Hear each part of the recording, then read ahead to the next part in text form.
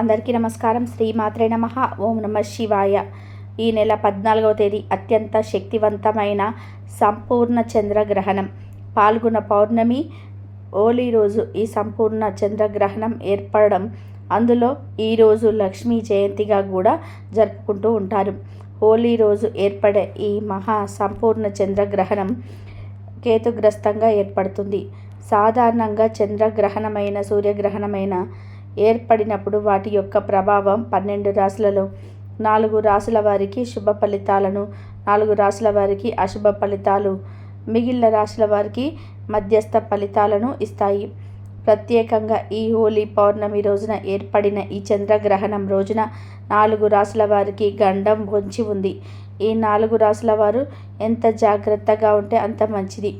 అలాగే మరో 4 రాశుల వారికి చంద్రగ్రహణం అదృష్టాన్ని తెచ్చిపెట్టబోతుంది. ఈ 4 రాశుల వారికి అఖండ రాజయోగం కలుగుతుంది.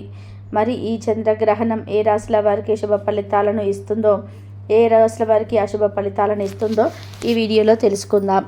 అలాగే ఈ చంద్రగ్రహణ సమయం మనం ఎలాంటి జాగ్రత్తలు తీసుకోవాలో, ఏ పరిహారాలు చేయాలో కూడా ఈ వీడియోలో వివరంగా తెలుసుకుందాం. అంతకన్నా ముందు మా వీడియోస్ నచ్చితే లైక్ చేసి అలాగే మా ఛానల్ని కూడా సబ్స్క్రైబ్ చేసుకొని మాకు సపోర్ట్ చేయండి. ఇక వీడియోలోకి వస్తే 2025 సంపూర్ణ చంద్రగ్రహణం మార్చి 14, 2025 ఉదయం 9 గంటల 27 నిమిషాలకు ప్రారంభమై ఉదయం 11 గంటల 56 నిమిషాల వరకు ఉంటుంది. మన టైమింగ్స్ ప్రకారం పగటిపూట ఈ చంద్రగ్రహణం ఏర్పడుతుంది. మనకి పగటిపూట చంద్రుడు కనిపిస్తాడా? కనిపించడు. కనుక ఈ చంద్రగ్రహణం కూడా మనకు కనిపించదు. కనుక మనకు సూతకం ఉండదు. ఇండియాలో గ్రహణం ఉందని ఏ దేవాలయాలు కూడా మూసివేయడం జరగదు. ఆహార నియమాలు పాటించిన అవసరం లేదు. గ్రహణం తర్వాత ఇల్లు కడగాల్సిన అవసరం గిట్లా లేదు. గ్రహణ నియమాలను మనకు వర్తించవు. అయితే గ్రహణ నియమాలు వర్తించవు కానీ గ్రహణం యొక్క ప్రభావం రాశులపై ఖచ్చితంగా ఉంటుంది. ఈ గ్రహణం ఎప్పుడైతే జరుగుతుందో గ్రహణానికి సంబంధించిన ముహూర్తం బట్టి ఏ రాశిలో గ్రహణం ఏర్పడిందో చూసి ఏ రాశిలో వారికి కీడు జరుగుతుందో, ఏ రాశిల వారికి మంచి జరుగుతుందో చెప్పడం జరిగింది. కొన్ని లాభాలు జరుగుతూ ఉంటే కొన్ని నష్టాలు జరుగుతూ ఉంటాయి. ఈ చంద్రగ్రహణం ఏ రాశుల వారికి లాభాలను ఇస్తుందో తెలుసుకుందాము. ఈ చంద్రగ్రహణం సింహంలో ఏర్పడుతుంది. గ్రహణం ఏర్పడిన రాశి నుండి 3, 4, 8, 11 రాశులు ఏవైతే ఉంటాయో వారికి లాభాలు కలుగుతాయి. సింహం నుండి చూసుకున్నట్లయితే 3వ రాశి తుల, 4వ రాశి వృచ్చిక, 8వ రాశి మీనం, 11వ రాశి మిథునం. అంటే ఈ చంద్రగ్రహణం మిథున రాశి, తులారాశి, వృచ్చిక రాశి, మీనరాశి వారికి శుభ ఫలితాలను ఇవ్వబోతుంది. వీరికి చంద్రగ్రహణం నుండి అంటే ఈ మార్చి 14 నుండి అన్నిట్లో విజయాలు కలుగుతాయి. సమస్యలు తొలగిపోతాయి. కెరియర్ పరంగా ఉన్న అడ్డంకులన్నీ కూడా తొలగిపోతాయి. సమాజంలోకి కీర్తి ప్రతిష్టలు పెరుగుతాయి. మాటకు విలువ పెరుగుతుంది. ఉద్యోగాలు చేసేవారు మంచి ఉన్నతమైన పదవిని పొందుతారు. వ్యాపారాలు చేసేవారికి లాభాలు కలుగుతాయి. ఈ 4 రాశుల వారికి మార్చి 14 తర్వాత నుండి అంతా అనుకూలంగా ఉంటుంది. ఇంటి వాతావరణం బాగుంటుంది. కుటుంబంలో ఐక్యత ఏర్పడుతుంది. మిథున రాశి, తులారాశి, వృచ్చిక రాశి, మీనరాశి వారికి ఈ చంద్రగ్రహణం వల్ల అఖండ రాజయోగం కలుగుతుంది. ఇక చంద్రగ్రహణం అనేది ఉత్తర నక్షత్రంలో అనగా సింహరాశిలో జరుగుతుంది.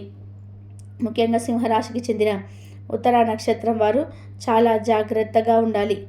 ఇక ఈ చంద్రగ్రహణం ఏ రాశి వారికి అశుభ ఫలితాలను ఇస్తుందో కూడా తెలుసుకుందాం. గ్రహణం ఏర్పడిన రాశి నుండి లెక్క పెట్టినప్పుడు 1, 2, 6, 7 రాశుల వారు ఎవరైతే ఉంటారో ఆ రాశుల వారికి చంద్రగ్రహణం అశుభ ఫలితాలను ఇస్తుంది. సింహరాశి మొదటి రాశి కాబట్టి సింహరాశి వారు చాలా జాగ్రత్తగా ఉంటారు. ఇక సింహరాశికి 2వ రాశి కన్యా రాశి, 6వ రాశి మకర రాశి, 7వ రాశి కుంభరాశి.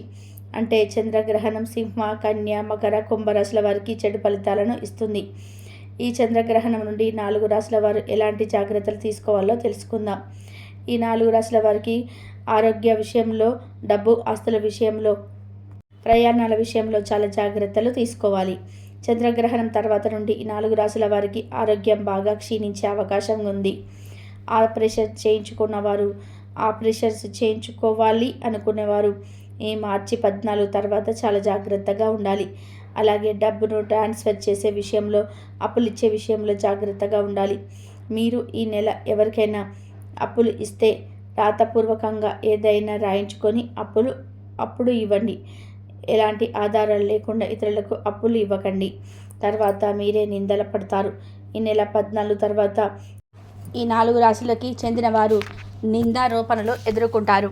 కుటుంబంలో గొడవలు జరుగుతాయి. గౌరవ మర్యాదలకు భంగం కలుగుతుంది. చెడు ఆలోచనలు పెరిగిపోతాయి. ఇల్లీగల్ పనులపై ఆసక్తి పెరుగుతుంది. మనసు స్థిమితంగా ఉండదు. కోపావేశాలను కలిగి ఉంటారు. ఇంకా మీరు ఎక్కడికైనా దూర ప్రయాణాలు చేయాల్సి వచ్చినా మీరు చాలా జాగ్రత్తగా ఉండాలి. ప్రయాణాల వల్ల చాలా గాయాలు అయ్యే అవకాశాలు కూడా ఉన్నాయి. లేదా మీరు మీ వస్తువులను పోగొట్టుకుంటారు. బైక్పై ప్రయాణాలు చేసేవారు, కారులో వెళ్ళిన వారు తగినన్ని జాగ్రత్తలు తీసుకోండి. డ్రైవింగ్ ఫీల్డ్లో ఉండి పని చేసే వాళ్ళు చాలా జాగ్రత్తగా ఉండాలి. మీతో పాటు ఉన్న ప్రయాణికులను ఇబ్బంది పడకుండా చూసుకోండి. మీరు జాగ్రత్త వలన చాలా నష్టం జరుగుతుంది. సింహ, కన్య, మకర, కుంభరాశులకు చెందిన వారు మార్చి 14 తర్వాత చాలా జాగ్రత్తగా ఉండాలి. విదేశాలలో వ్యాపారాలు చేసేవారు, వేరే ఇతర ప్రాంతాలలో వ్యాపారాలు చేసేవారికి నష్టం జరుగుతుంది. మీరు ఇతరుల చేత మోసం పోయే అవకాశం కూడా ఉంది. మార్చి 14 తర్వాత మీరు ఎంత జాగ్రత్తగా సహనంగా ఉంటే అంత మంచిది. ఇక ఈ చంద్రగ్రహణ ప్రభావం వలన ఏ రాశి వారికి మధ్యస్థ ఫలితాలు కలుగుతాయో కూడా తెలుసుకుందాం. మేష, వృషభ, కర్కాటక, ధనస్సు ఈ 4 రాశుల వారికి మార్చి 14 తర్వాత మధ్యస్థ ఫలితాలు కలుగుతాయి.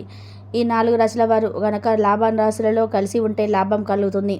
అంటే మేష, వృషభ, కర్కాటక, ధనస్సు రాశులకు చెందిన వారు లాభరాశులు అయినటువంటి మిథున, తుల, వృశ్చిక, మీనరాశులతో స్నేహం చేస్తే లాభాలు కలుగుతాయి. అలా కాకుండా స్నేహ, కన్య, మకర, కుంభరాశులకు చెందిన వారితో స్నేహం చేస్తే మేష, వృషభ, కర్కాటక, ధనస్సు రాశులకు చెందిన వారితో కష్టాలు తప్పవు. వారు ఎదుర్కొంటున్న సమస్యలు మీరు కూడా ఎదుర్కోవలసి వస్తుంది. కాబట్టి మీరు అశుభ రాశులకు ఎంత దూరంగా ఉంటే అంత మంచిది. ఈ నెల 14 తేదీ నుండి వచ్చే నెల 18వ తేదీ వరకు వీరితో సావాసం చేయకుండా ఉంటేనే మంచిది. మిథున, తుల, వృశ్చిక, మీనరాశుల వారికి మార్చి 14 తర్వాత అంటే చంద్రగ్రహణం తర్వాత లాభాలు కలుగుతాయి. మేష, వృషభ, కర్కాటక, ధనుసు రాశుల వారికి చంద్రగ్రహణం తర్వాత నుండి మధ్యస్థ ఫలితాలు కలుగుతాయి. ఇక సింహ, కన్య, మకర, కుంభరాశుల వారికి చంద్రగ్రహణం తర్వాత నుండి అశుభ ఫలితాలు కలుగుతాయి. వీరు ఏప్రిల్ 18 వరకు చాలా జాగ్రత్తగా ఉండాలి. హోలీ పౌర్ణమి రాబోతుంది. పాల్గొన పౌర్ణమి రోజే హోలీ పౌర్ణమిని జరుపుకుంటూ ఉంటాము. ఈరోజే లక్ష్మీ జయంతిని కూడా జరుపుకుంటూ ఉంటారు. ఈరోజే లక్ష్మీదేవి పాల సముద్రం నుండి జన్మించిందని నమ్ముతూ ఉంటారు. అయితే ఈ సంవత్సరం ఈరోజే చంద్రగ్రహణం కూడా ఏర్పడబోతుంది. ఈ చంద్రగ్రహణం మన భారతదేశ కాలమానం ప్రకారం పగటిపూట ఏర్పడబోతుంది. పగటిపూట మనకు చంద్రుడు కనిపిస్తాడా? కనిపించడు. కనుక ఈ చంద్రగ్రహణం మనకు కనిపించదు. ఎవరు ఈ గ్రహణ నియమాలను పాటించవలసిన అవసరం అయితే కూడా లేదు. ఈ గ్రహణం గురించి భయపడవలసిన అవసరం గిట్ల లేదు. అసలు ఈ గ్రహణం గురించి పట్టించుకోవద్దు అని పండితులు చెప్తూ ఉన్నారు. ఇలా పాల్గొన్న పౌర్ణమి రోజున చంద్రగ్రహణం కలిసి రావడం చాలా అరుదుగా జరుగుతుంది. హోలీ పుట్టు పూర్వతరాల గురించి పురాణాలలో ఎలాంటి భిన్నమైన కథలు ప్రచారంలో ఉన్నాయని ఆసక్తికర విషయాలను ఇప్పుడు మనం తెలుసుకుందాం. రాక్షసరాజైన హిరణ్యకశపుడు బ్రహ్మవరంతో విష్ణు మీద కోపంతో విష్ణు నామస్మరణ చేసిన దేవతలను, మునులను అనేక రకాలుగా హింసించేవాడు. కానీ అతడి కుమారుడు ప్రహ్లాదుడు కూడా విష్ణు భక్తుడే. ఎంత చెప్పినా ప్రహ్లాదుడు విష్ణు భక్తుని వదిలేవాడు కాదు. ఇష్టం లేని ఆ రాక్షసుడు తన కుమారుడిని చంపాలని విఫల యత్నాలు చేస్తాడు. చివరికి తన సోదరి హోలికను ప్రహ్లాదుని చంపడానికి పురమాయిస్తాడు. హోలిక మంటలను రగిల్చి దివ్య శక్తులు కలిగిన ఒక వస్త్రాన్ని కప్పుకొని మంటల్లో కూర్చుంటుంది. తన ఒడిలో ప్రహ్లాదుని కూర్చోబెట్టుకుంటుంది. కానీ ఆమె మీద వస్త్రం ఎగిరిపోతుంది. ఆ సమయంలో ప్రహ్లాదుడు విష్ణు నామస్మరణం చేయడంతో ప్రమాదం నుంచి బయటపడతాడు. ఆ మంటలు హోలికను దహించి వేస్తాయి. ఈ సన్నివేశాన్ని గుర్తు చేసుకుంటూ చెడుపై మంచి సాధించిన విజయానికి చిహ్నంగా హోలీ ముందు రోజు కావుని దహనం, హోలీ దహనంతో రూపంలో మంటలు వేస్తారు. హోలిక దహనమైన రోజునే హోలీ అని పిలుస్తారని ప్రచారంలో ఉంది. అందుకే కొన్ని ప్రాంతాల్లో రాత్రి వేళల హోలిక దహనం నిర్వహిస్తారు. ఇంకొక కథనం ప్రకారం కృతయుగంలో రఘునాథుడనే సూర్యవంశపు మహారాజు ఉండేవాడు. ఓ రోజు ప్రజలంతా వచ్చి హోలిక అనే రాక్షసి తమ పిల్లల్ని బాధిస్తుందని మొరపెట్టుకుంటారు. ఆ సమయంలో అక్కడే ఉన్న నారద మహర్షి ఏటా పాల్గొని పూర్ణిమ రోజు హోలికను పూజిస్తే బాధలు తొలగిపోతాయని తెలుపుతాడు. ఆ పూజలు పగటి వేళ చేస్తే కష్టాలు వస్తాయని, అంతా రాత్రి వేళ నిర్వహించాలని వివరిస్తాడు. దీంతో అప్పటి నుంచి సాయంత్రం వేళ హోలీ పూజలు నిర్వహిస్తున్నట్టుగా పూర్వీకులు తెలుపుతూ ఉంటారు. వంగదేశంలో డోలోత్సవం లేదా డోలికోత్సవం జరుపుకుంటూ ఉంటారు. డోలిక అంటే ఉయ్యాల అని అర్థం. బాలకృష్ణుని పాల్గొన మాసం పూర్ణిమ తిథులలో ఉయ్యాలలో వేసినట్టుగా పురాణాలు జరుపుతున్నాయి. ఈ సందర్భంగా పశ్చిమ బెంగాల్లో హోలీ రోజున శ్రీకృష్ణుని ప్రతిమను ఉయ్యాలలో వేసి డోలికోత్సవం జరుపుకుంటుంటారు. ఈ హోలీ రోజున శ్రీకృష్ణుడు గోపికలతో కలిసి బృందావనంలోని పూలతో రంగులతో ఈ ఉత్సవాన్ని జరుపుకున్నట్టుగా భావిస్తారు. ఇలా రంగులు పూలు జరుపుకోవడం ద్వారా ప్రేమ సౌభాగ్యాలు వెల్లివిరుస్తాయని నమ్ముతూ ఉంటారు. ఈ పౌర్ణమి రోజు లక్ష్మీదేవి జయంతి జరుపుకోవాలని పురాణాలు వెల్లడిస్తున్నాయి. ప్రతి మానవుడు ఆకాంక్షించేదే ఆ లక్ష్మీదేవి మాత ధనధాన్యాదులు సమకూరుతాయి. తద్వారా సుఖవంతమైన జీవితం లభిస్తుంది. అందుకే ప్రతిరోజు లక్ష్మీదేవిని పూజించాలి, స్మరించాలి. లక్ష్మీదేవి భక్తిగా ఆరాధించినంతనే ఆమె కరుణించదు. మనం నివసించే ప్రాంతాలని ప్రదేశాలని ప్రతిరోజు శుభ్రంగా ఉంచుకొని ఇంటి ముందు రంగవల్లు తీర్చిదిద్దుకొని సాంప్రదాయాలను పాటించే వారికి ఆమె కటాక్షం లభిస్తుంది. లక్ష్మీదేవి కటాక్షం కోసం చేయవలసిన పూజలు, చదవలసిన మంత్రాల గురించి పురాణాలలో అనేక చోట్ల అనేక కథనాలు ఉన్నాయి. శంకరాచార్య లక్ష్మీదేవిని ప్రసన్నం చేసుకునేందుకు కనకదార శ్రవణం పఠించాడని, అప్పుడు లక్ష్మీదేవి ఆయనను కరుణించి బంగారు వర్షం కురిపించిందని ఒక గాథ. ఇలాంటివే ఎన్నో కథలు ఉన్నాయి. అపరిశుభ్రంగా ఉండే ఇళ్లలోనూ ప్రదేశాలలోనూ లక్ష్మీదేవి నివసించదని పురాణాలు చెప్తూ ఉన్నాయి. వాస్తవ జీవితంలో పరిశీలించినా ఇది నిజమేనని తెలుస్తుంది. అందుకే లక్ష్మీదేవి జయంతి రోజున కేవలం భక్తి శ్రద్ధలతో పూజ చేసుకోకుండా సరిపెట్టుకోకుండా నిత్యం మనం ఉండే ఇళ్లను పరిసరాలను పరిశుభ్రంగా ఉంచుకోవాలి. గ్రహణం యొక్క ప్రభావం రాశులపై ఖచ్చితంగా ఉంటుంది. ఈ గ్రహణం ఎప్పుడైతే జరుగుతుందో గ్రహణానికి సంబంధించిన ముహూర్తం బట్టి